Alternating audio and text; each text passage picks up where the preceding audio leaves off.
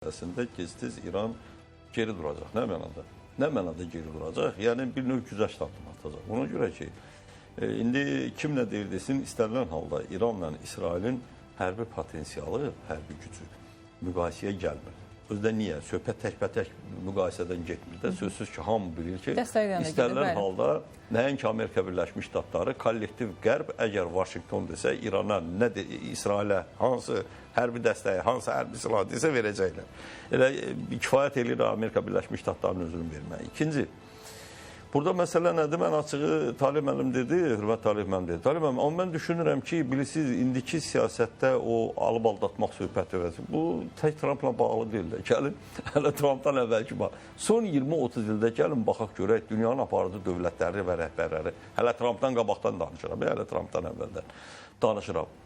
Hansı sözlərin üstə durublar ki, yeri belə deyək də, indi bəzilərinə qəribə gələr, amma mən bilirsiniz nə, doğrudur, böyük siyasətdə həqiqət yoxdur, amma ən azı bir heç olmasa belə deyək də, bir insanın özünün məntiqi var, belə deyək də, bir vicdan söhbəti var. Yaxşı, həmin qərb deyil ki, Sovet hökumətinin son illərdə vəd vermişlər Almaniya birləşəndə ki, NATO Rusiyanın sərhədlərinə doğru genişlənməyəcək. Veriblər də bu sözü. Amma çox təəssüf ki, onu kağız üzərində imzalamamış. Amma bu sözü veriblər. Dəfələrlə də çıxdı, Bill Clinton'ın özünün şeyləri çıxdı, memuarları çıxdı ki, bəli, açıq şəkildə, bəli, Qarbaçova söz verilmişdi, Yeltsinə də söz verilmişdi. Amma nə oldu? Bunu elədilər. İkinci bir tərəfdən, Trump'a gəldikdə, Trump eksentrik siyasətçidir. Amma bir məsələ var. Trump, üzr istəyirəm, səmada formalaşmayıb ki, Trump da yer üzərində formalaşıb da. Yəni elə Trump'ı qoyaq, Trump'la bərabər digər dövlətlərin liderlərində gündə 3-4 dəfə bir-birinə diametral şəkildə zidd olduğu bəyanatlar, zidd verdikləri bəyanatları görməmişik bəyən. Doğrudur, yəni Trump onların hamısından 5 addım irəli gedir. Amma bir məsələ var. Artıq bu nəyə göstərir? Yalta Pastan dünya sistemi, dünya nizamı artıq köhnəlib. Və əslində doğrudan da onun islahatı çoxdan olmalıdır. Əgər iki qütbü dünya məsələsi 91-ci ildə ortadan götürülübsə, deməli o sistem işləməyəcəkdir.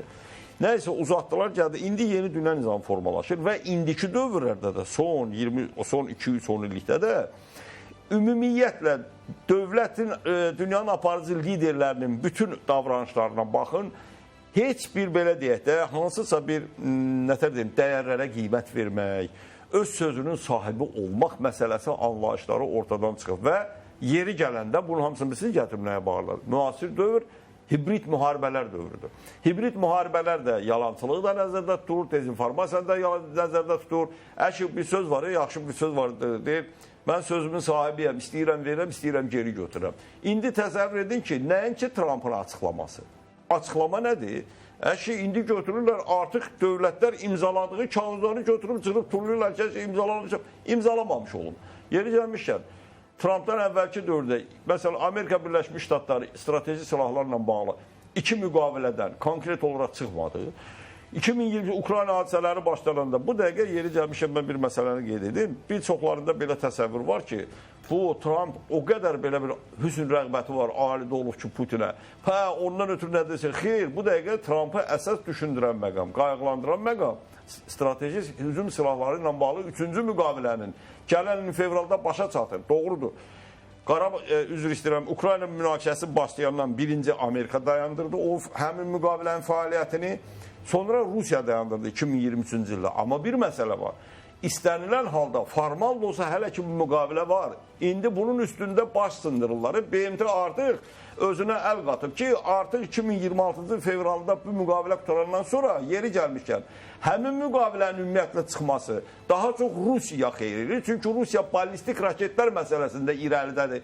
Bu birinci iki müqavilə sırf Avropanın təhlükəsizliyi məsələsi idisə, yəni müqavilə strateji hücum silahlarında.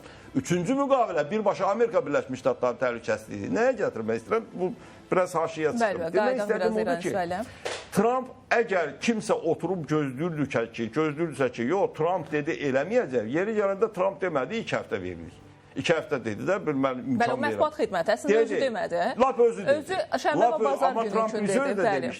Trump bir söz də demişdi axı ondan əvvəl. Ondan əvvəl 24-48 saat yox, hələ yox, başqa şey deyirəm. Çox şey deyib. Dedim, mən İrana 60 gün vaxt verdim.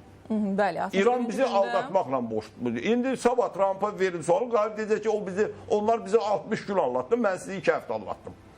Yəni artıq bilirsiniz necədir? Böyük siyasətdə haqq ədalət axtarmaq, düzgünlük axtarmaq ümumiyyətlə belə əzələn səhv yanaşmadır. Amma heç olmasa bir müddət belə deyək də, biz son 80-85 ildə heç olmasa belə deyək də, bir görüntü yaradırdılar ki, aparıcı dövlətlərin rəhbərləri kəşfi yoxdur. Amma artıq indi o da yoxdur. Yoxdur, son 20-30 ildə yoxdur. O baxımdan mən düşünürəm ki, mən yəni düşünmürəm ki, Trump gözlənilməz hərəkət edir. Və bir də əsas məqamı deyim mən sizə. Doğrudur, Trump bunu açıqladı. Amma Amerika həmin zərbələrin, bu gecəki zərbələrin, hələ İranın nüvə proqramını belə deyək də, alt-üst elədiyi, mən şəxsən bu bəyanata şübhə ilə yanaşıram. Hələ bu fakt deyil ki, məhz oradakı o obyektlər məhv olub. Aha, amma bu